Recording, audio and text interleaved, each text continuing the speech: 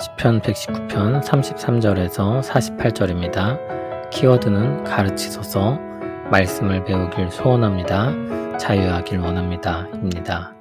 여호와여, 주의 율례들의 도를 내게 가르치소서. 내가 끝까지 지키리이다.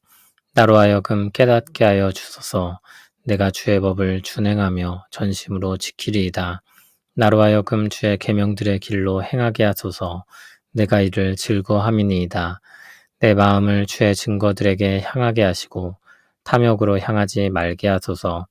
내 눈을 돌이켜 허탄한 것을 보지 말게 하시고 주의 길에서 나를 살아나게 하소서.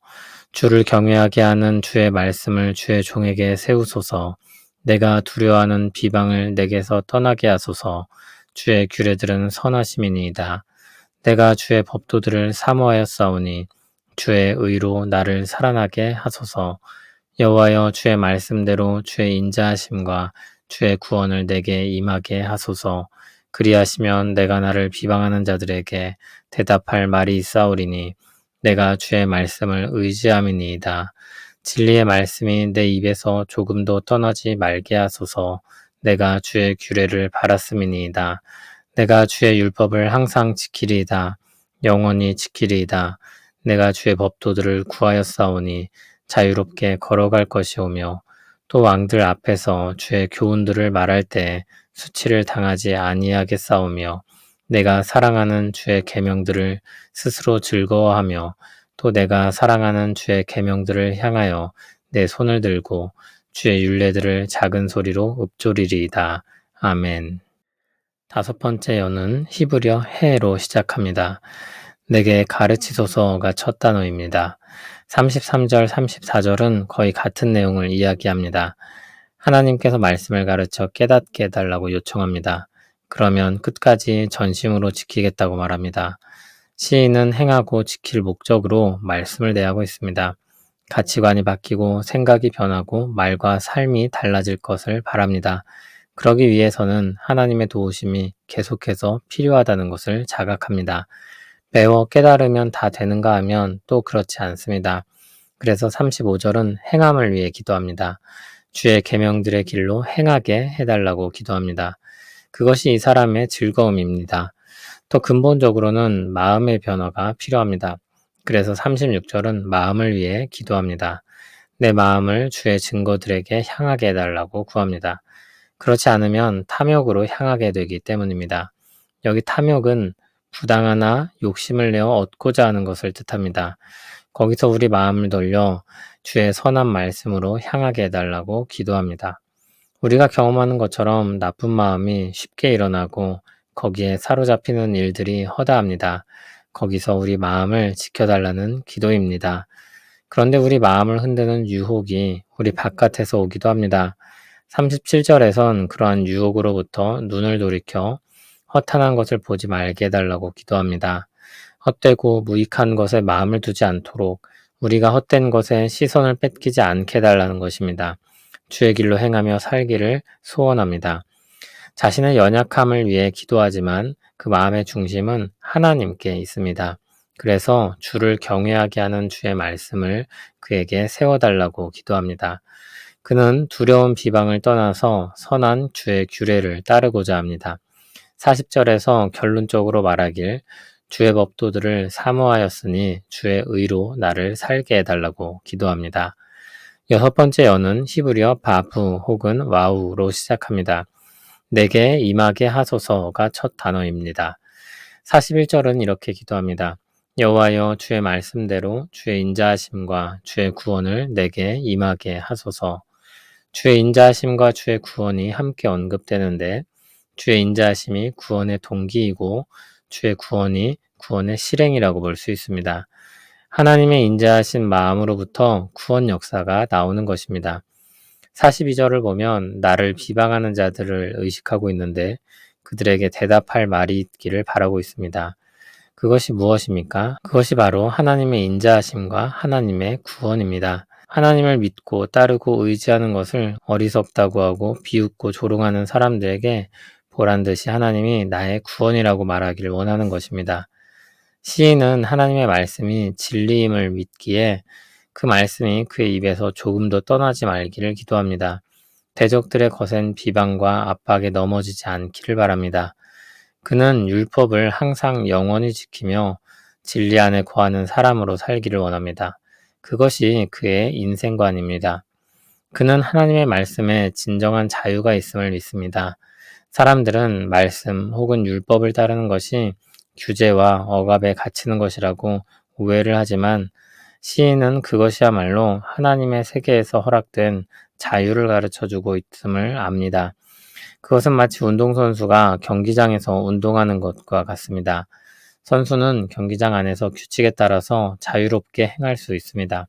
경기장 바깥에서 행하는 것 혹은 규칙을 지키지 않는 것은 불법입니다. 하나님의 말씀은 경기장 안에서 자유롭게 뛸 수 있도록 하나님의 세계에서의 규칙을 알려줍니다. 시인은 그 자유를 아는 자로서 주님의 말씀이 가리키는 그 길을 따라가기를 즐거워합니다. 그는 왕들, 즉 권력자들 앞에서 주의 교훈들을 말할 때 수치를 당하지 아니할 것이라고 했습니다. 여기서 수치를 당하지 아니한다는 것은 망신을 당하지 않는다는 것입니다. 자신이 따르는 하나님의 교훈이 헛되지 않다는 선언입니다. 자신이 따르는 말씀이 진리이기 때문입니다. 47절, 48절에서 마지막으로 이렇게 고백합니다. 내가 사랑하는 주의 계명들을 스스로 즐거워하며 또 내가 사랑하는 주의 계명들을 향하여 내 손을 들고 주의 율례들을 작은 소리로 읊조리리이다. 아멘. 시인은 계속해서 말씀을 배우길 소원합니다. 우리가 앞서 말했듯이 이렇게 긴 말씀에 대한 시를 쓰려면 저자는 분명 말씀에 대한 깊은 이해를 가지고 있을 것이라고 했습니다. 그런데 그가 오늘 말씀에서 이야기하는 내용을 보니 하나님의 말씀을 가르쳐 주시길, 깨닫게 해주시길 기도하고 있습니다. 그것은 그가 진정으로 말씀을 따라 살기를 바라는데 그것이 스스로의 힘으로 할 수 없다는 것을 알기 때문입니다. 그리고 삶의 면면에서 가르침을 받고 깨닫기를 원하기 때문입니다. 말씀에 대한 자신의 지식이 학교에서 배운 지식처럼 거기에 머물러 있는 것이 아니라 삶으로, 현장으로, 실제로 나아가길 바라는 것입니다. 말씀대로 산다는 것은 단순하게 들리지만 실제로 자기 삶으로 돌아가면 굉장히 복잡하다는 것을 알게 됩니다. 예를 들어 모두 신실한 신자들인데 저마다 다른 정치적인 견해를 가집니다. 모두 하나님의 말씀을 따라 살기를 바라며 그 가치를 지켜내야 한다고 말할 것입니다. 분명 같은 가치들을 지키려고 애쓰는데 서로 다른 입장에 서 있습니다. 더 중요하게 여기는 것이 다르고 생각하는 방법이 다르기 때문입니다. 그래서 같은 가치를 위해 힘쓰려고 하지만 서로 다른 입장에서 행할 때가 많습니다. 그런 가운데 우리는 서로의 입장을 이해하기도 어려워하고 인정하기는 더 어려워합니다. 협력이나 조화는 이상처럼 느껴집니다. 말씀대로 산다는 것은 참 어렵습니다. 성령 하나님께서 지혜를 주셔서 오늘 내 삶에 어떤 말씀을 어떻게 적용해야 할지 가르쳐 주시고 깨닫게 해주셔야 합니다. 그리고 마음으로부터 변화를 일으키게 해주셔야 비로소 주님의 길로 갈 수 있는 가능성이 열리는 것입니다. 배움이 끝이 없다는 것은 늘 새로운 것을 알게 된다는 것 그 이상입니다. 오늘 나의 삶에 말씀을 대입시키는 것이며 그것을 지혜롭고 조화롭게 적용시키는 것입니다. 우리는 겸손해야 합니다. 겸손한 사람은 하나님의 말씀 앞에서 늘 배우려고 합니다. 겸손한 사람은 자신이 우뚝 선 사람이라고 생각하지 않고 넘어질까 조심하며 하나님의 말씀을 묵상합니다. 말씀은 우리에게 참 지혜를 깨닫게 합니다. 하나님의 인자하심과 구원을 보게 하며 그 은혜를 받아 누리게 합니다. 통치하시는 하나님의 뜻을 가르쳐 알게 하고 하나님의 세계에서 자유를 누리며 살게 합니다. 말씀이 주는 자유는 에덴에서의 자유와 같습니다. 아담은 모든 것을 누릴 자유를 받았고 단 한 나무에 대한 금지 명령을 받았습니다. 타락하기 전에 그는 참으로 자유로웠고 불편이나 불평도 불만도 없었습니다. 그러나 타락하고 나서는 모든 것이 불편과 불평과 불만으로 변했습니다. 이전에는 모든 것이 허락되고 단 한 나무만 금지되었다고 느꼈지만 이후에는 왜 그 한 나무를 두고 금지하여 이렇게 되었냐고 생각합니다. 끝없이 모든 것을 마음대로 하고 싶은 욕망에 사로잡힙니다. 그 마음은 모든 것을 불만족스럽게 느낍니다. 그러나 처음부터 그랬던 것은 아니었습니다. 처음에는 모든 것이 만족스러웠습니다. 그리고 주 안에서 그 마음이 회복됩니다. 선수들이 경기장에 들어가서 경기를 할 때 규칙들이 있다고 해서 자유를 잃는다고 불평하지 않습니다. 그 세계에서의 질서를 따라서 그 안에서 자유롭게 경기를 하고 즐거워합니다. 우리가 주 안에서 살아가는 삶이 그러하길 바랍니다. 진리는 진정 우리를 자유하게 할 것입니다. 주님, 오늘도 우리에게 말씀을 가르쳐 주소서. 깨닫고 따를 수 있도록 마음을 열어 주소서. 말씀을 사랑하지만 우리 힘만으로는 행할 수 없습니다. 주의 계명을 즐거워하며 그 길로 걷게 하옵소서. 탐욕과 허탄한 것에서 눈을 돌리게 하시고 비방 속에서도 말씀을 떠나지 않게 하소서. 말씀 안에서 참된 자유를 누리게 하시며 주의 구원을 의지하며 두 손을 들고 찬송하게 하소서. 예수님 이름으로 기도합니다. 아멘.